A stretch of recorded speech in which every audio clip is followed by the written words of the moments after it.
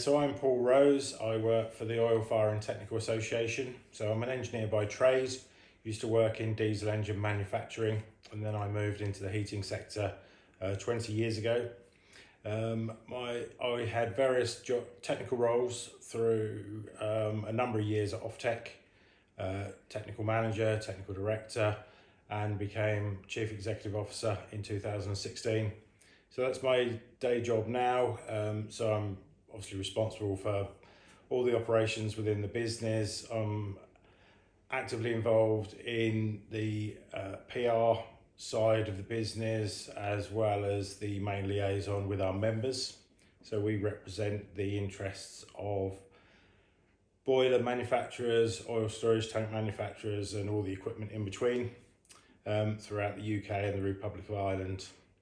So taking a very keen interest in the whole decarbonisation journey at the moment, in negotiations with the various devolved governments in the UK to make sure that liquid fuel remains a viable choice for off-grid consumers.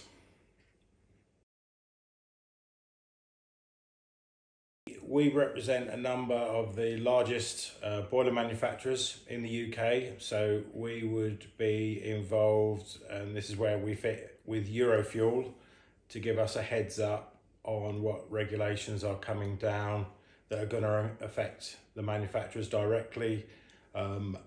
Although the UK is Brexited, we've still got very much an active role in the Republic of Ireland, so things like EPPD, eco-design, is still very relevant to our members. So the technical department within the association is very much engaged, and we're essentially the liaison expressing the interests of our membership to make sure that our voice is heard at European level when that regulations are being drafted.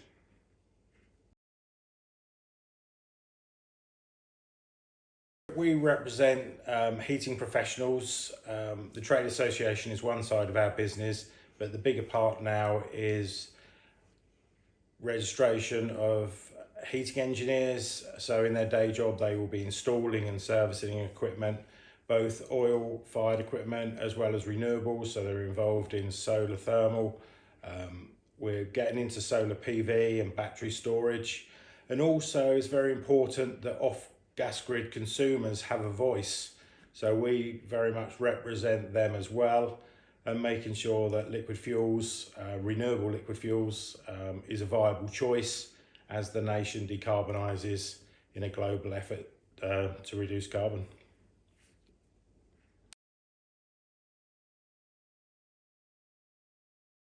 The whole decarbonisation journey, we very much follow two strands.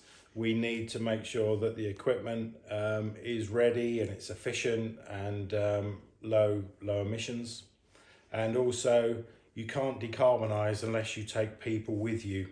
So our policy at the moment is to liaise with all the devolved regions, so Scotland, Wales, England, Northern Ireland, Republic of Ireland, and we talk to the policymakers there, and we promote the benefits of liquid fuels and how they fit with the UK housing stock, which is probably some of the worst in Europe in terms of energy efficiency. So the choice of renewable or low carbon technology is kind of limited. So without massive financial investment in insulation measures, it's going to be very difficult to deploy heat pumps, which is the preferred solution by the policy developers at the moment. So we've got 1.7 off-grid homes, and we've done lots of analysis. We've looked at the age profile. A lot of them are pre-1919, so very old. Lots of them are bespoke in their design, so very different from one another, and they're actually very difficult to decarbonise. They're larger properties, typically 4-bedroom homes as well. Incidentally, most of them only have 2 people living in them, and the average cost to decarbonise, so to put a heat pump in as well as do the consequential insulation improvements, is coming out around £24,000, and we believe that is far beyond the reach of most consumers. Even with interest-free financial assistance, it's still a lot of bother for them.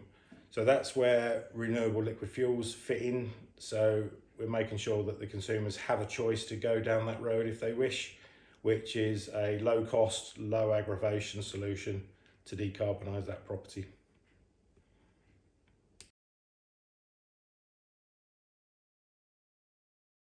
Oil heating is still very much in demand as part of our efforts in the decarbonisation arena.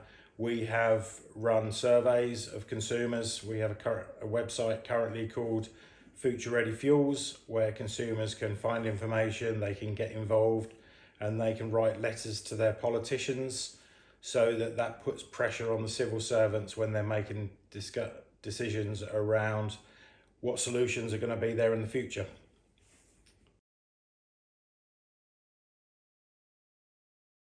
Okay, so the UK and Ireland have been running tests on hydrotreated vegetable oil. Back in 2018, we were doing laboratory testing. More recently, we moved to a full-blown field trial throughout the UK and Ireland. So we converted 150 homes onto 100% HVO, and we literally just emptied the tank, put the fuel in, and recommissioned the boiler. And some of those earliest appliances now have been going for 3 years or 3 winters, and that gives us lots of confidence that this is a drop-in fuel. We've done lots of analysis to understand the supply availability, feedstock, because that's obviously a sticking point, because HVO is a high quality fuel that is very much in demand.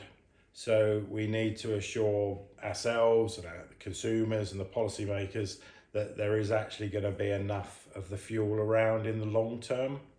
We believe we will lose a number of homes to heat pumps and other technologies, those that are suitable, but we'll still retain quite a large chunk of the houses that we've currently got on liquid fuels.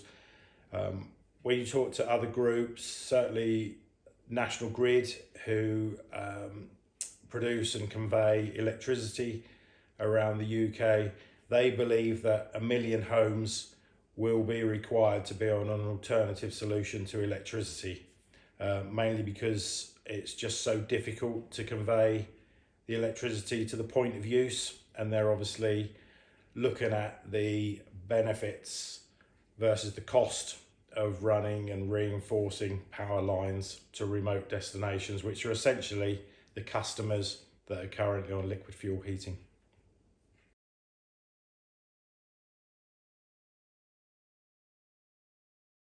I think the future of heating in the UK is obviously we're in very interesting times. I mean, there's solutions out there, tried and tested solutions. Heat pumps is the government's preferred solution, and I believe that is a good solution in certain situations. It's certainly a good solution on paper.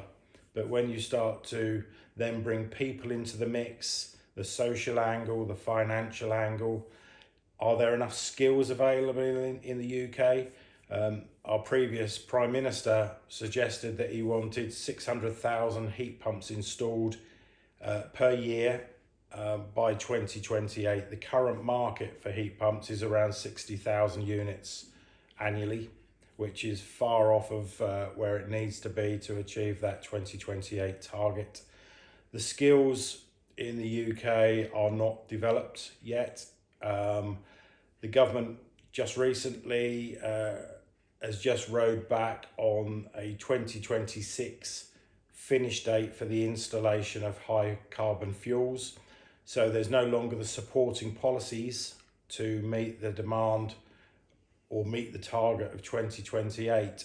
So at this point in time, it's very difficult to see how the heat pump market is going to develop, other than if the government continues to increase subsidies towards the cost of the installation. There's £7,500 already available. It's not really increased sales dramatically, in my opinion. There's lots of money left in that fund. It was only ever going to give 30,000 installations a year anyway. And as I say, there's a lot of aggravation involved for the types of houses that are currently running liquid fuels. So I don't think the penetration is really going to work, even with that subsidy. And the consumer's got to find at least another £5,000 to £10,000 themselves to meet the retrofit improvements.